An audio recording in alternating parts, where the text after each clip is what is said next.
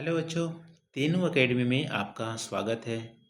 आज की इस वीडियो में हम लोग इस प्रश्न को हल करेंगे। प्रश्न क्या है? द्वितीयक क्षेत्रक किस प्रकार से तृतीयक क्षेत्रक पर निर्भर है। ठीक है, यहाँ पे क्या पूछ रहा है कि जो सेकेंडरी जो सेक्टर है द्वितीय क्षेत्रक है, कैसे डिपेंडेंट है तृतीय क्षेत्रक पर। ठीक है, टर्सरी सेक्टर पर कैसे डिपेंडेंट है। तो आपको इसमें बताना है कि बिना टर्सरी सेक्टर का जो सेकेंडरी सेक्टर है वो उतनी ज़्यादा ग्रो नहीं कर सकता। कैसे डिपेंडेंट है, उदाहरण सहित आपको बताना है। देखो, उदाहरण से ही हम यहाँ पे इस क्वेश्चन को हल करते हैं। द्वितीय क्षेत्र में क्या आते हैं? इंडस्ट्री आते हैं। ठीक है, इंडस्ट्री आते हैं। और तृतीय क्षेत्र में क्या आते हैं? जो हमारा सेवा का कार्य होते हैं। ठीक है, सर्विसेज आते हैं। सर्विसेज में परिवहन हो गया, ठीक है, बैंकिंग हो गया, परिवहन हो गया, बैंकिंग हो गया, मार्केटिंग हो गया, विपणन बोलते हैं। ठीक है, मार्केटिंग हो गया और एडवर्टाइजमेंट हो गया। ठीक है, विज्ञापन हो गया। ये हमारा सारा तृतीय क्षेत्र में आते हैं। अब देखो, किसी इंडस्ट्री की ग्रोथ के लिए क्या जरूरी होती है? किसी इंडस्ट्रीज या द्वितीय क्षेत्र की ग्रोथ के लिए क्या जरूरी होती है? उसको ज़रूरत होती है कि उसे कच्चा माल मिलते रहे, इनपुट मिलते रहे।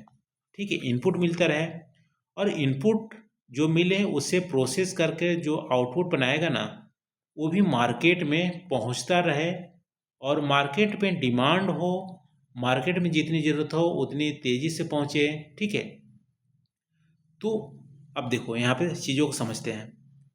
मान लो एक हमारा कोई इंडस्ट्रीज है, स्टील की इंडस्ट्री है। ठीक है, स्टील की इंडस्ट्रीज है, ये हमारे द्वितीय क्षेत्र का पार्ट है। तो स्टील को प्राइमरी सेक्टर से क्या क्या मिलेंगे? आयरन ओर मिलेगा, आयरन ओर मिलेगा और कोयला मिलेगा, ये प्राइमरी सेक्टर से मिलेगा। लेकिन स्टील यहाँ पे बनाया, ठीक है, अब देखो, आयरन ओर स्टील के इंडस्ट्री में लाने के लिए हमें किसकी ज़रूरत पड़ेगी? आयरन ओर कैसे आता है? रेल से आता है या रोड से आएगा। रेल और रोड से जो परिवहन है वो हमारा क्या है? तृतीय क्षेत्र का पार्ट है। तो कच्चे माल को इंडस्ट्रीज तक लाने में भी परिवहन की जरूरत पड़ती है, तृतीय क्षेत्र का पार्ट है।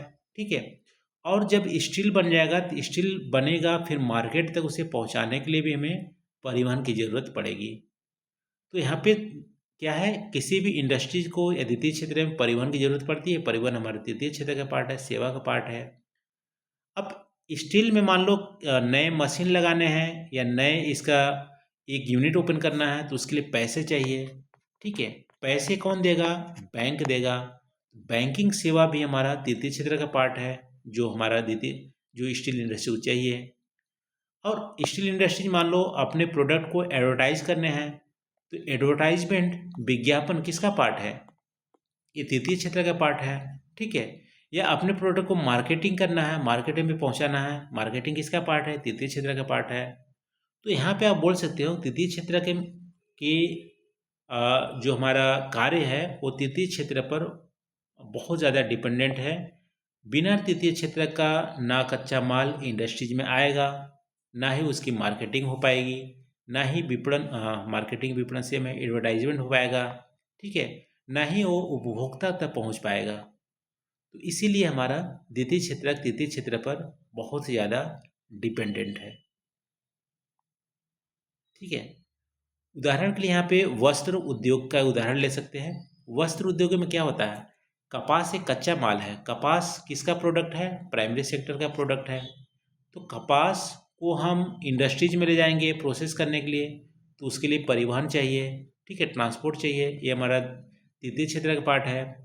अब जब कपड़ा बना देंगे तो कपड़ा को मार्केट तक पहुंचाना है, उपभोक्ता तक पहुंचाना है, उसके लिए भी हमें परिवहन चाहिए, वो भी हमारा द्वितीय क्षेत्र का पार्ट है।